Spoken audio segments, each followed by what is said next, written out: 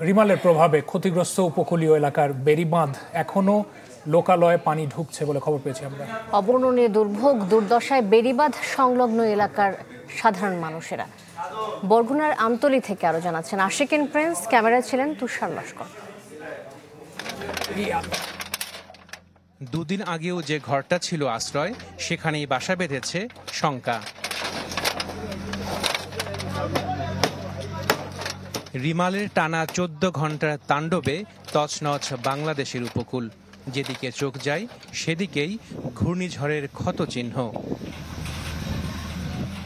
কোথাও উপড়ে পড়েছে গাছ, কোথাও আবার উড়ে গেছে ভিটে মাটি। তফুরার কথাই যদি বলি, ঘূর্ণিঝড়ে ভেঙেছে তিল তিল করে গড়ে তোলা তার 3 যুগের ঘর, যেখানে নোংরা পানিতেই চলছে ফের বেঁচে থাকবার তোড়জোড়। ময়লা পানিতে থালা বাসন ধুচ্ছিলেন, উপায় কি মুখ পুকুর নাই কিছু না, আমরা হেমরা তো চলতে পারি না, কি কম আমরা দেখে না কিতে নাই কিতে ধুই কিতে কি পানি দিই।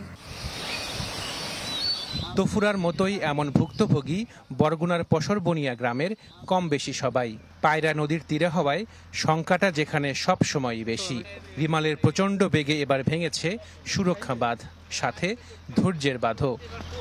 বেড়িবাঁধ যখন ছুটে গেছে, পানি উঠছে, আমরা তরতরে রাস্তায় উঠছি, মাছ বানা কিছু সারাতে ঘর বাড়ি সব তো গেছি, মালামাল সব বাসায় নিয়ে গেছে, বুঝলেন। এখন যে দুইটা রান্না পাক করি ভাত খামু, আমাদের এই অবস্থা হন আমাদের।